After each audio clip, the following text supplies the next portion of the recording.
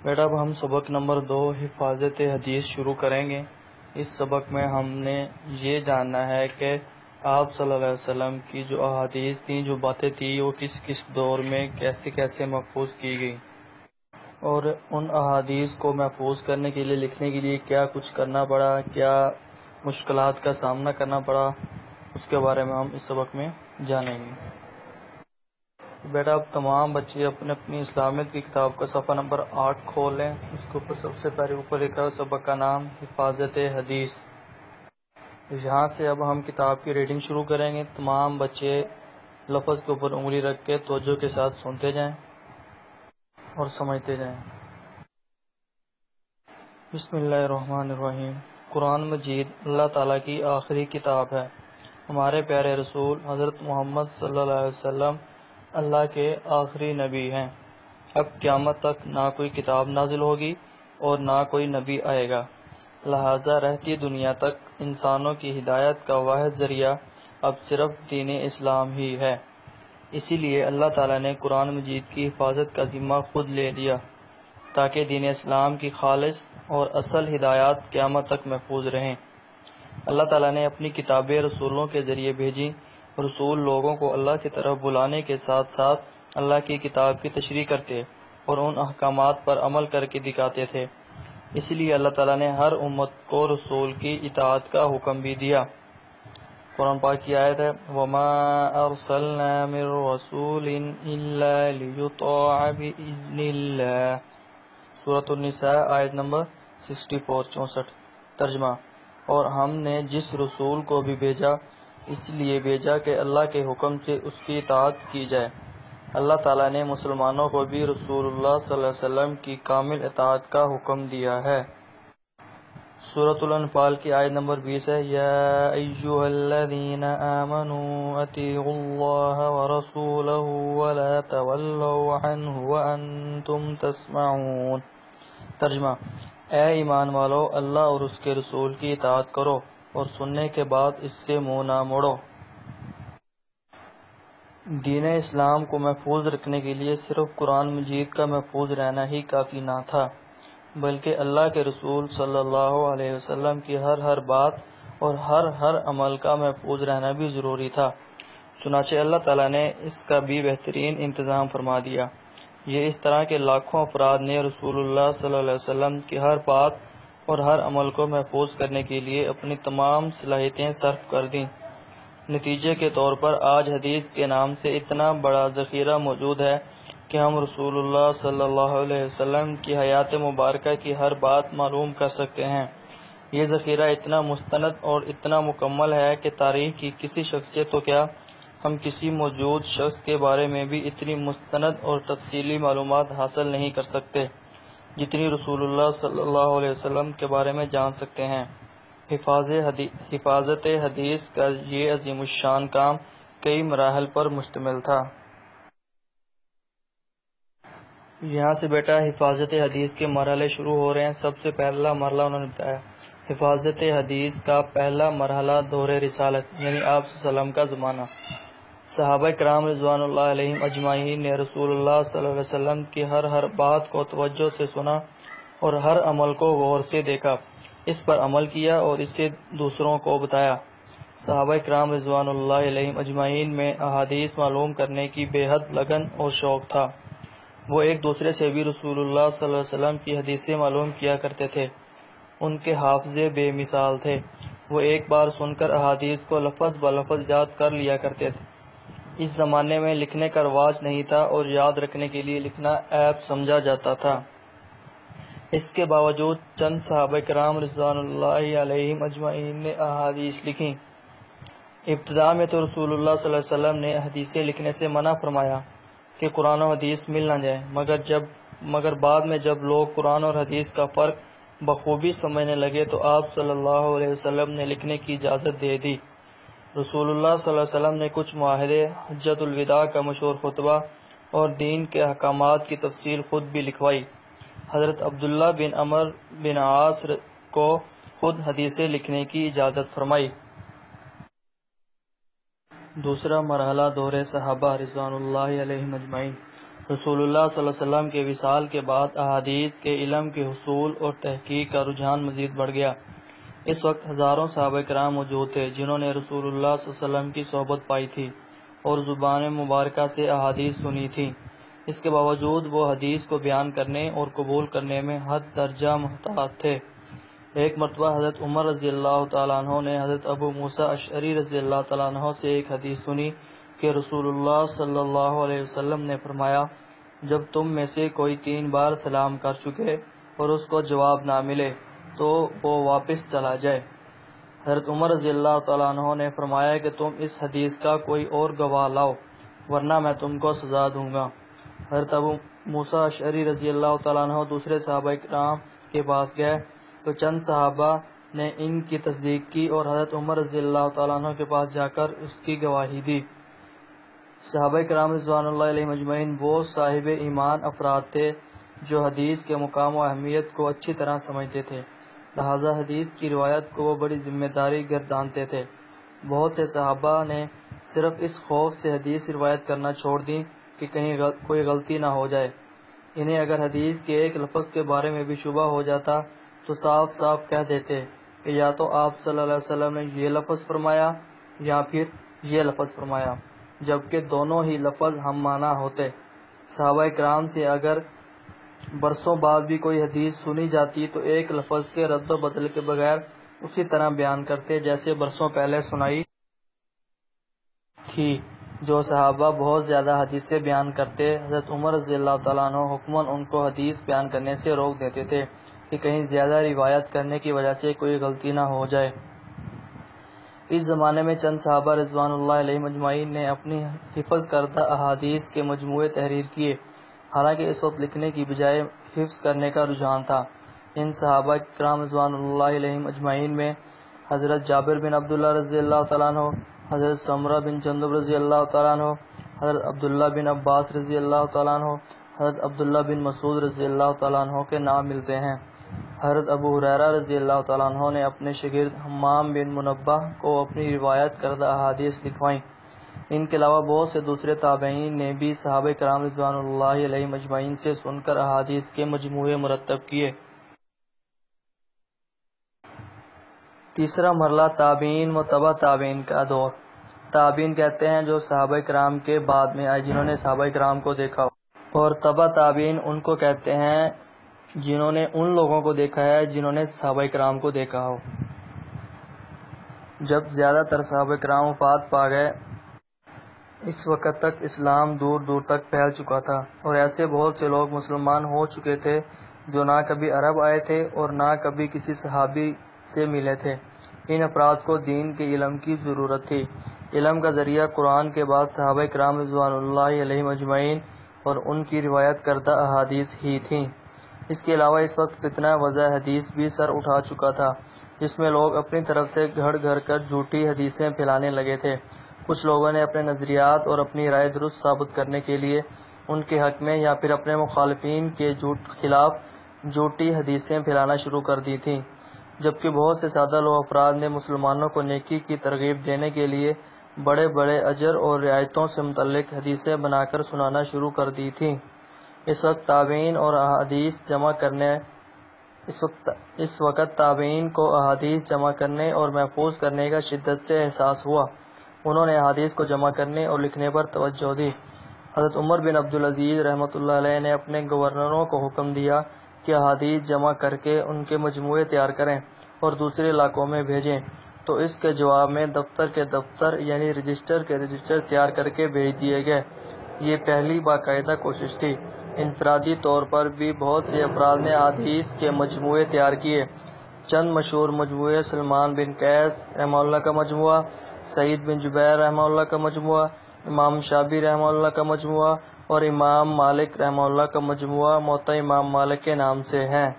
اس زمانے میں حدیث کے علم کے شوق اور رجحان میں بے پناہ اضافہ ہوا۔ حالت یہ تھی کہ ہر بڑے شہر بڑے حلقہ درس حدیث تھے جہاں ہزاروں طالب علم شریک ہوتے۔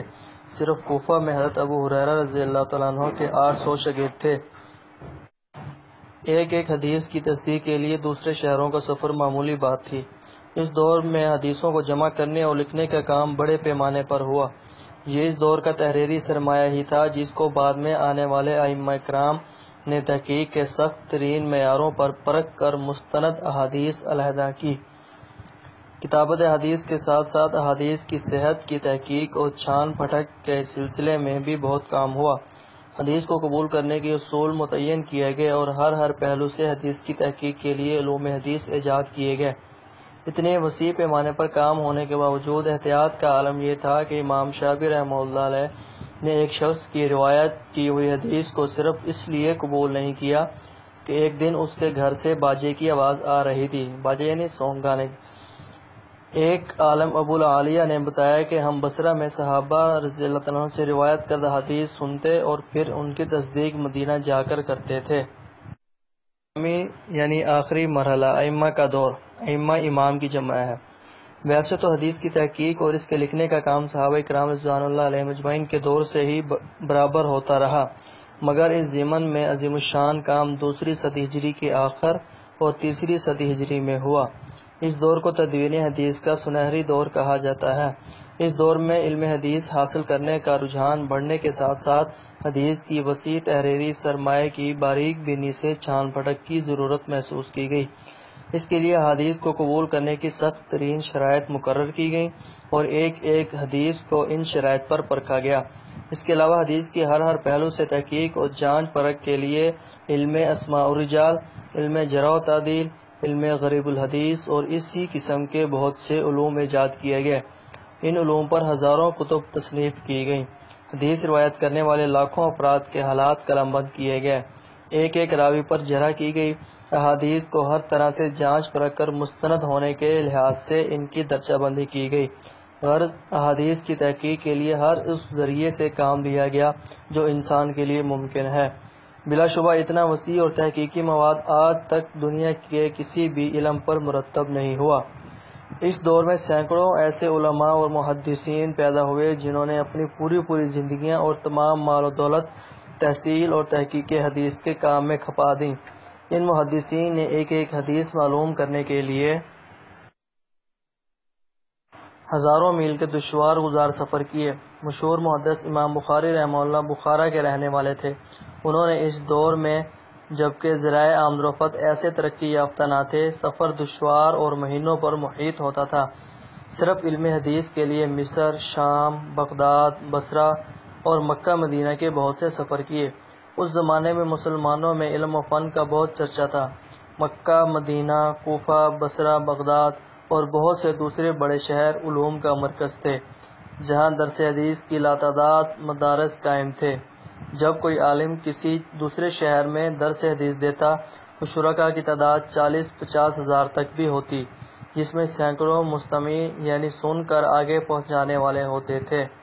اس دور میں بھی قبول حدیث میں احتیاط کا وہی احساس تھا جو دور صحابہ میں نظر آتا ہے۔ ایک بار امام بخاری رحمہ اللہ کو خبر ملی کہ ایک شخص حدیث روایت کرتا ہے۔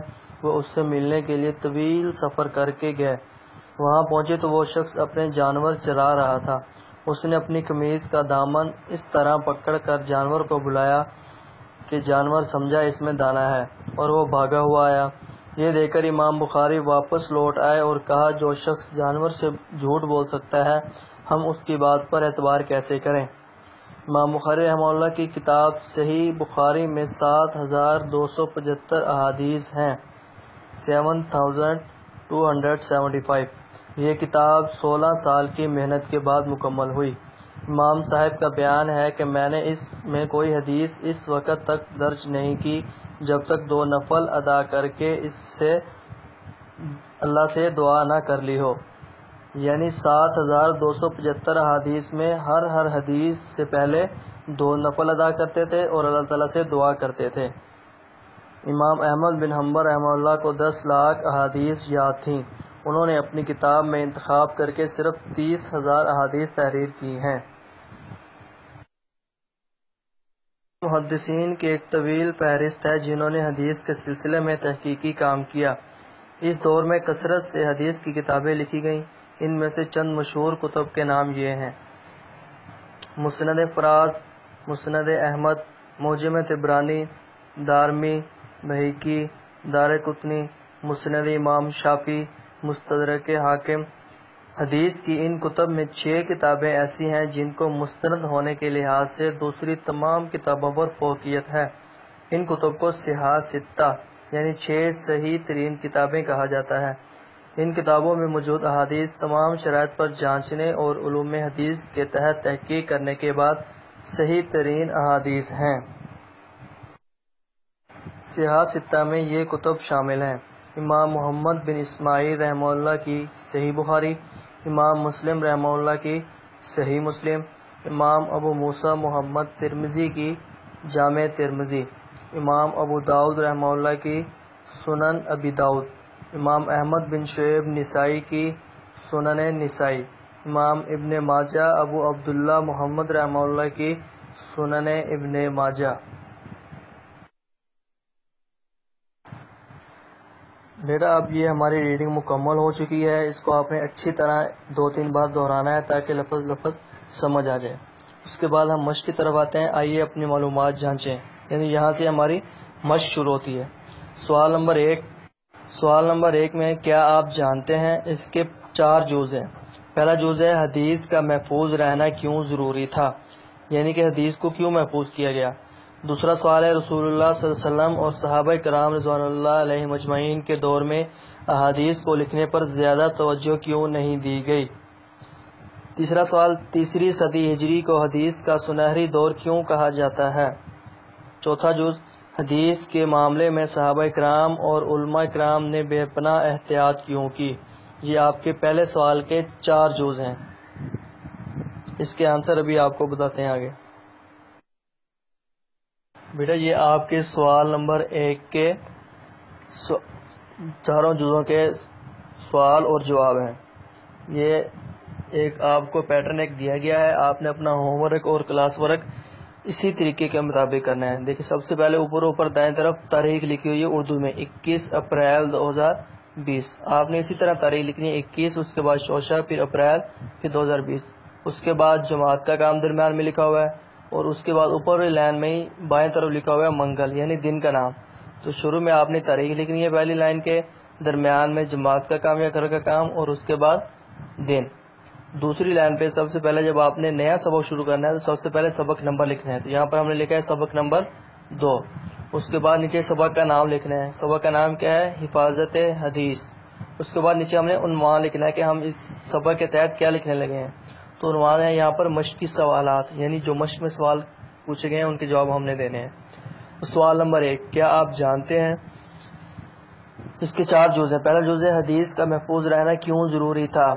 سوال دیکھیں جس کلر سے میں نے لکھے ہیں سوال اسی کلر سے آپ نے لکھنے ہیں، جس کلر سے آنسر لکھے ہیں اسی سے آنسر لکھنے ہیں، یعنی سوال جو ہیں وہ آپ نے بلیک پوائنٹر سے اور جو جواب ہیں وہ بلو انک پین سے لکھنے ہیں۔ دوسرا نمبر 1، حدیث کا محفوظ رہنا کیوں ضروری تھا۔ جواب، حدیث کا محفوظ رہنا اس لیے ضروری تھا تاکہ دین اسلام محفوظ رہ سکے۔ سوال نمبر 2، رسول اللہ صلی اللہ علیہ وسلم اور صحابہ کرام رضوان اللہ علیہ مجمعین کے دور میں احادیث کو لکھنے پر زیادہ توجہ کیوں نہیں دی گئی۔ جواب، کیونکہ اس زمانے میں لوگوں کے حافظے بے مثال ہوا کرتے تھے اور لکھنے کا رواج نہیں تھا، اور یاد رکھنے کے لیے لکھنا عیب سمجھا جاتا تھا، اس لیے رسول اللہ صلی اللہ علیہ وسلم اور صحابہ کرام رضوان اللہ کے دور میں احادیث کو لکھنے پر زیادہ توجہ نہیں دی گئی۔ جز نمبر 3، تیسری صدی ہجری کو حدیث کا سنہری دور کیوں کہا جاتا ہے۔ جواب، کیونکہ اس صدی میں حدیثوں کو جمع کرنے اور لکھنے کا کام بڑے پیمانے پر ہوا، اس لیے تیسری صدی کو حدیث کا سنہری دور کہا جاتا ہے۔ یہ آپ نے اسی طرح لکھنے ہیں جس طرح لکھے ہوئے ہیں، مارجن لائن بالکل سیدھی ہو، مارجن لائن کے باہر کچھ بھی نہیں لکھنا، جو بھی لکھنا ہے مارجن لائن کے اندر لکھنا ہے۔ سوال نمبر اور جواب جو ہے وہ بلیک سے، اور جواب کی ہیڈنگ جو ہے وہ بلیک سے دینی ہے آپ نے، باقی جو آنسر ہے وہ سارا بلو پین سے۔ جز نمبر 4، حدیث کے معاملے میں صحابہ کرام اور علماء کرام نے بے پناہ احتیاط کیوں کی۔ جواب، کیونکہ اس وقت فتنہ وضع حدیث پہ سر اٹھا چکا تھا، لوگ اپنی طرف سے گھڑ گھڑ کر جھوٹی حدیثیں پھیلانے لگے تھے، تو اس کام کو روکنے کے لیے صحابہ کرام رضوان اللہ علیہ مجمعین اور علماء کرام نے حدیث کے معاملے میں بے پناہ احتیاط کی تاکہ رسول اللہ صلی اللہ علیہ وسلم کی ہر بات اور ہر عمل محفوظ رہ سکے۔ یہ آپ کا سوال نمبر 1 مکمل ہو گیا ہے۔ اب سوال نمبر 2، درج ذیل پر نوٹ تحریر کریں. یہ آپ کا لانگ کوشچن ہے، اس کو آپ نے شارٹ میں نہیں لکھنا، تفصیل کے ساتھ لکھنا ہے. یہاں پر 3 پارٹ دیے ہوئے ہیں، ٹاپک دیے ہوئے ہیں، ان پہ آپ نے نوٹ لکھنا ہے. سب سے پہلا فتنہ وضع حدیث، دوسرے نمبر پر صحاح ستہ، تیسرے نمبر پر علوم حدیث. یعنی فتنہ وضع حدیث کے بارے میں لکھنا ہے، صحاح ستہ کے بارے میں لکھنا ہے اور علوم حدیث کے بارے میں لکھنا ہے. یہ سوال نمبر 2، طرز پر نوٹ تحریر کریں. فتنہ وضع حدیث، صحاح ستہ، علوم حدیث. اس کا جواب یہ دے دیا ہے. فتنہ وضع حدیث جو ہیڈنگ دی ہے یہ بلیک سے دینی ہے، اس کے بعد نیچے جتنا بھی ہے وہ سارا بلو کے ساتھ آپ نے لکھنا ہے. اسی طرح پراپر طریقے سے مارجن لگا کر ڈیٹ اینڈ ڈیٹ ڈال کر اوپر گھر کا کام لکھ کے اسی طرح آپ نے لکھنا ہے. یہ آپ کا ہوم ورک ہے. یہ اس کا دوسرا ٹاپک صحاح ستہ، یعنی صحاح ستہ کے بارے میں لکھا کہ صحاح ستہ کیا ہے، اس میں کتنی کتابیں ہیں، ان کے نام کیا ہے، جنہوں نے وہ کتابیں لکھی ہیں وہ کون ہے، اس کے بارے میں سارا اس میں لکھا ہوا ہے. تیسرا ٹاپک تھا علوم حدیث. یہاں پر علوم حدیث کے بارے میں لکھا ہے کہ کون کون سے علم جو ہے وہ علوم حدیث میں شمار ہوتے ہیں، اس کے بارے میں مکمل لکھا ہوا ہے سارا. یہ اچھی طرح دیکھ لیجیے گا. نمبر 3، درج ذیل کے مختصر جواب تحریر کریں. اس کے 5 جز ہیں، یعنی 5 پارٹ ہیں سوال کے، یہ 5 کے 5 بھی آپ نے کرنے ہیں. پہلا ہے صحابہ کرام کی موجودگی میں حدیث کے کون سے تحریری مجموعے تیار ہو چکے تھے. دوسرا جز حضرت ابو ہریرہ رضی اللہ تعالیٰ عنہ نے اپنے کس شاگرد کو حدیث لکھوائیں. تیسرا جز صحابہ کرام کے بعد مسلمانوں کو حدیث لکھنے کی زیادہ فکر کیوں ہوئی. چوتھا، حدیث کو جمع کرنے اور لکھنے کا سب سے زیادہ کام کس دور میں ہوا. جز احادیث کی تحقیق اور چھان پٹک کا کام کس دور میں ہوا. اگر سوال نمبر 4 ہے، صحابہ کرام سے لے کر 3 صدی ہجری کے محدثین تک حفاظت حدیث کے سلسلے میں ہونے والی کاوشوں میں آپ کو کس بات نے سب سے زیادہ متاثر کیا. اپنے تاثرات تفصیلا تحریر کریں. یہ آپ نے خود لکھنا ہے کون سے آپ کو دور اچھا لگا. سوال نمبر 3 کے کوشچن اور آنسر ہیں، 5 پارٹ ہیں اس کے. یہ آپ کا ہوم ورک بھی ہے، اس کو آپ نے اچھے طریقے سے پراپر نیٹ کر کے نوٹ بک پہ لکھنا ہے. آپ کے سوال نمبر 3 مکمل ہو گئے. جو لکھنے والا کام تھا آپ کا وہ سارا ختم ہو چکا ہے. یہاں پر گروپ ڈسکشن دی گئی ہے کہ 5 طلباء گروپ میں تبادلہ خیال کر کے ثابت کریں کہ ذخیرہ حدیث محفوظ اور قابل اعتبار ہے. 5 دلائل آپ نے دینے ہیں کہ کس طرح جو حدیث کی کتابیں ہیں وہ محفوظ ہیں. جو حدیث کو جمع کرنے میں باتیں ہوئی ہیں پچھلے سبق میں وہ آپ نے ساری اپنی ڈسکشن کرنی ہے. دوسرا عملی کام، 6 گروپ بنا کر ہر گروپ صحاح ستہ میں شامل کسی ایک محدث کے بارے میں معلومات جمع کرے اور پھر اس معلومات پر مشتمل ایک کتابچہ تحریر کرے. تو ابھی تو گروپ نہیں بن سکتے، اس لیے آپ لوگوں نے کسی بھی 6 کتابوں میں سے کسی بھی ایک کتاب کے مصنف محدث کے بارے میں معلومات جمع کرنی ہے اور اس کو لکھنا ہے. بیٹا اب سبق نمبر 2 ریڈنگ بھی ختم ہوگی اور مشق بھی ختم ہوگی. اب آخر میں آپ کی یہ ڈائری کا شیڈول ہے، دیکھ لیں. سب سے پہلے 20 اپریل یعنی سوموار والے دن آپ کا جماعت کا کام یہ ہے کہ آپ نے ریڈنگ مکمل دہرانی ہے، کم از کم 3 سے 4 مرتبہ. اور 21 اپریل منگل کی آپ کی ڈائری یہ ہے کہ آپ نے سوال نمبر 1 مکمل یاد کرنا ہے جس کے 4 پارٹ ہیں اور لکھنا بھی ہے.